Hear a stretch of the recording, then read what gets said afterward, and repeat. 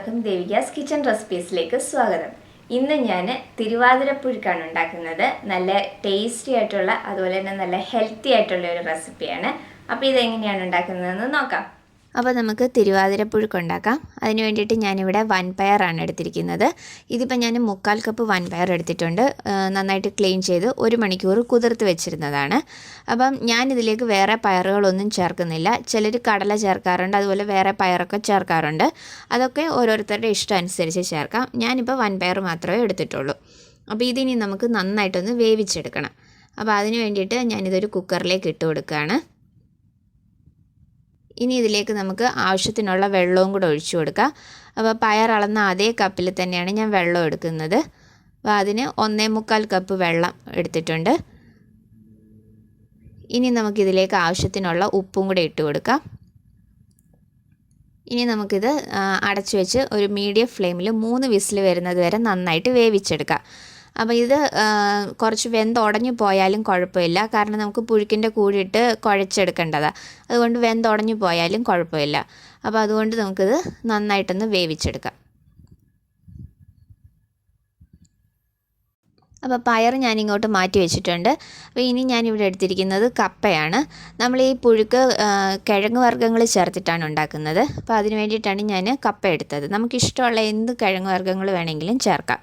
അപ്പോൾ ഇതിപ്പോൾ ഞാൻ മീഡിയം സൈസിലുള്ള ഒരു കപ്പയാണ് എടുത്തിരിക്കുന്നത്. നന്നായിട്ട് ക്ലീൻ ചെയ്തെടുത്ത് വെച്ചിട്ടുണ്ട്. അപ്പോൾ അത് ഞാൻ ഇതുപോലെ ആണ് കട്ട് ചെയ്തെടുത്തിരിക്കുന്നത്. അപ്പോൾ ഇതിനി നമുക്ക് പകുതി ഒന്ന് വേവിച്ചിട്ട് ആ വെള്ളം ഊറ്റിക്കളഞ്ഞിട്ടെടുക്കാം. കപ്പയുടെ ആ കട്ട് പോകാനായിട്ടാണ് അങ്ങനെ ചെയ്യുന്നത്. അപ്പം പകുതി വേവിച്ചിട്ട് വെള്ളം ഊറ്റിക്കളഞ്ഞിട്ടെടുത്ത് ബാക്കി പകുതി നമുക്ക് ബാക്കിയുള്ള കിഴങ്ങുകളുടെ കൂട്ടത്തിലിട്ട് വേവിച്ചെടുക്കാം. അപ്പോൾ അത് ഞാൻ ഇതിനകത്തിൽ കാണിക്കുന്നില്ല. ഇതിന് മുമ്പ് കപ്പപ്പുഴുക്കിൻ്റെ വീഡിയോയിൽ കപ്പ വേവിക്കുന്നതിൻ്റെ ഒക്കെ ഞാൻ കാണിച്ചിട്ടുണ്ട്. അതുകൊണ്ട് അതിപ്പോൾ ഇതിൽ കാണിക്കുന്നില്ല. അപ്പോൾ ഇതിനിയും പകുതി വേവിച്ച് ഞാൻ ഈ വെള്ളം ഊറ്റിക്കളഞ്ഞിട്ട് കൊണ്ടുവരാം. അപ്പോൾ ഇനി ഞാനിവിടെ എടുത്തിരിക്കുന്നത് ചെറിയൊരു കഷ്ണം ചേന എടുത്തിട്ടുണ്ട്. അതുപോലെ തന്നെ ചെറിയൊരു കഷ്ണം കാച്ചിൽ, പിന്നെ ഞാൻ ഒരു 5-6 ചേമ്പും എടുത്തിട്ടുണ്ട്.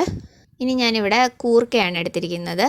ഇതിപ്പോൾ എനിക്ക് ചെറിയ കൂർക്കയാണ് കിട്ടിയത്. അതുകൊണ്ട് ഞാനൊരു 20 എണ്ണം എടുത്തിട്ടുണ്ട്. ജസ്റ്റ് ഒന്ന് കീറി എടുത്ത് വെച്ചിട്ടുണ്ട്.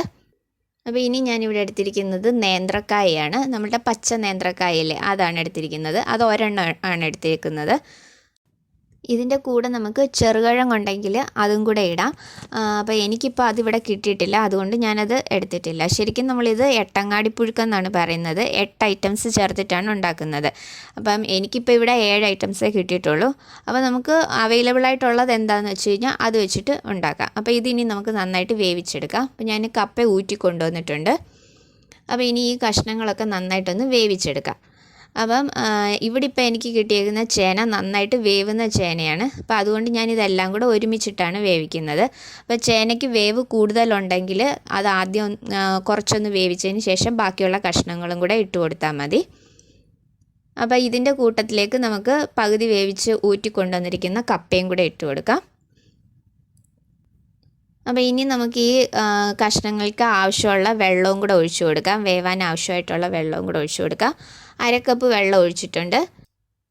അപ്പോൾ ഇനി ഇതിലേക്ക് ആവശ്യത്തിനുള്ള ഉപ്പിട്ട് കൊടുക്കാം. ഇനി ഇതിലേക്ക് 1/4 ടീസ്പൂൺ മഞ്ഞൾപ്പൊടിയും കൂടി ഇട്ട് കൊടുക്കാം. ഇനി ഇത് നന്നായിട്ട് മിക്സ് ചെയ്തതിന് ശേഷം നമുക്കിത് അടച്ചു വെച്ച് ഈ കഷ്ണങ്ങളൊക്കെ നന്നായിട്ട് വേവിച്ചെടുക്കാം. അപ്പോൾ ഇത് നന്നായിട്ട് വെന്ത് കഴിഞ്ഞതിന് ശേഷമാണ് നമ്മൾ ഇതിലേക്ക് വേവിച്ച് വെച്ചിരിക്കുന്ന പയറും അരപ്പും ചേർത്ത് കൊടുക്കുന്നത്. അപ്പോൾ ഇതിനെ അടച്ചു വെച്ചൊന്ന് വേവിച്ചെടുക്കാം. ഇനി ആ സമയം കൊണ്ട് നമുക്കിതിലേക്കുള്ള അരപ്പും കൂടെ ഒന്ന് അരച്ചെടുക്കാം. അതിന് വേണ്ടിയിട്ട് ഞാനിവിടെ നല്ല 1 കപ്പ് തേങ്ങ എടുത്തിട്ടുണ്ട്. 1/4 ടീസ്പൂൺ ജീരകം, 1/4 ടീസ്പൂൺ മഞ്ഞൾപ്പൊടി, പിന്നെ ഞാൻ എരിവിന് വേണ്ടിയിട്ട് പച്ചമുളകാണ് ചേർക്കുന്നത്. ഞാനിപ്പോൾ 5 പച്ചമുളക് എടുത്തിട്ടുണ്ട്. അപ്പം മുളക് പൊടി ചേർക്കുന്നുണ്ടെങ്കിൽ നമ്മൾ കഷ്ണങ്ങൾ വേവിക്കാൻ വെക്കുമ്പം അതിൻ്റെ കൂട്ടത്തിൽ ആവശ്യത്തിനുള്ള മുളക് പൊടിയും കൂടെ ഇട്ട് വെക്കണം. അപ്പോൾ അതിനനുസരിച്ച് നമുക്ക് പച്ചമുളകിൻ്റെ എണ്ണം കുറച്ച് ചേർത്താൽ മതി. ഞാനിപ്പം മുളക് പൊടി ചേർക്കാത്തതുകൊണ്ടാണ് പച്ചമുളക് എടുത്തിരിക്കുന്നത്. പിന്നെ കുറച്ച് കറിവേപ്പില എടുത്തിട്ടുണ്ട്. അപ്പോൾ ഇതിനി നമുക്കൊന്ന് ചതച്ചെടുത്ത് കൊണ്ടുവരാം. അപ്പോൾ നമ്മൾ ഈ കപ്പപ്പുഴുക്കിനൊക്കെ അരപ്പെടുക്കുന്ന ആ ഒരു പരുവത്തിലാണ് വേണ്ടത്. ഒരുപാടത് അരഞ്ഞു പോകരുത്. അപ്പോൾ ഇതിപ്പം തിരുവാതിരയ്ക്ക് ഉണ്ടാക്കുന്ന പുഴുക്കായത് കാരണം ഞാൻ ഇതിലേക്ക് ഉള്ളി ചേർക്കുന്നില്ല. അല്ലെന്നുണ്ടെങ്കിൽ നമുക്കിതിലേക്ക് വെളുത്തുള്ളിയും കൂടെ ചേർക്കാം. അതാകുമ്പോൾ ഗ്യാസിൻ്റെ പ്രോബ്ലംസ് ഒന്നും ഉണ്ടാകത്തില്ല. അപ്പോൾ തിരുവാതിരയ്ക്ക് ഉണ്ടാക്കുമ്പോൾ നമ്മൾ ഉള്ളി ചേർത്തിട്ടല്ല ഉണ്ടാക്കുന്നത്. അതുകൊണ്ട് ഞാനിപ്പം ഇതിലേക്ക് ഉള്ളി ചേർക്കുന്നില്ല. അപ്പോൾ ഇതിനി നമുക്കൊന്ന് ചതച്ചെടുത്ത് കൊണ്ടുവരാം. അപ്പം ഞാൻ ഈ കഷ്ണങ്ങൾ കുറച്ചും കൂടെ വലിയൊരു പാത്രത്തിലേക്ക് മാറ്റുകയാണ്, ഒന്ന് കുഴച്ചെടുക്കാനുള്ള സൗകര്യത്തിന് വേണ്ടിയിട്ടാണ്. അപ്പോൾ കഷ്ണങ്ങളൊക്കെ നന്നായിട്ട് വെന്ത് വന്നിട്ടുണ്ട്. അപ്പോൾ ഇനി ഇതിലേക്ക് നമ്മൾ നേരത്തെ വേവിച്ച് വെച്ചിരിക്കുന്ന പയറും കൂടെ ചേർത്ത് കൊടുക്കാം. അപ്പോൾ ഇതാ ഞാൻ അരപ്പ് ഒന്ന് അരച്ചു കൊണ്ടുവന്നിട്ടുണ്ട്. ഈ ഒരു പരുവത്തിലൊന്ന് അരച്ചെടുക്കേ ആകാവുള്ളൂ. ഒരുപാട് അങ്ങ് അരഞ്ഞു പോകരുത്. ഈ ഒരു പരുവത്തിൽ ചതച്ചെടുക്കണം. അപ്പോൾ അതും കൂടെ നമുക്കിതിലേക്ക് ഇട്ട് കൊടുക്കാം. അപ്പോൾ അരപ്പും കൂടി ഇട്ട് എല്ലാം കൂടെ നന്നായിട്ടൊന്ന് മിക്സ് ചെയ്തതിന് ശേഷം നമുക്ക് ഈ അരപ്പിൻ്റെ ആ ഒരു പച്ചച്ചുവയൊന്നും മാറുന്നത് വരെ ഒരു 5 മിനിറ്റ് ഒന്ന് അടച്ചു വെച്ച് കുക്ക് ചെയ്താൽ മതി. ഒരുപാട് സമയം വേണ്ട, കാരണം നമ്മുടെ പയറും കഷ്ണങ്ങളും ഒക്കെ നന്നായിട്ട് വെന്ത് കഴിഞ്ഞതാണ്. അതുകൊണ്ട് ഈ അരപ്പൊന്ന് വേവാനും മാത്രം ഒരു 5 മിനിറ്റ് നമുക്കൊന്ന് അടച്ചു വെച്ച് കുക്ക് ചെയ്യാം. ഇപ്പോൾ ഒരു 5 മിനിറ്റ് കഴിഞ്ഞിട്ടുണ്ട്. അപ്പോൾ നമ്മളുടെ അരപ്പൊക്കെ നന്നായിട്ട് വെന്ത് വന്നിട്ടുണ്ട്. അതുപോലെ കഷ്ണങ്ങൾ നന്നായിട്ട് വെന്തിട്ടുണ്ട്. അപ്പോൾ ഇനി ഇതിലേക്ക് നമുക്ക് ലാസ്റ്റായിട്ട് കുറച്ച് വെളിച്ചെണ്ണ ഒഴിച്ചു കൊടുക്കാം. അപ്പോൾ ഞാൻ 1.5 ടേബിൾ സ്പൂൺ വെളിച്ചെണ്ണ എടുത്തിട്ടുണ്ട്. അതും കൂടി ഇതിലേക്ക് ഒഴിച്ചു കൊടുക്കാം.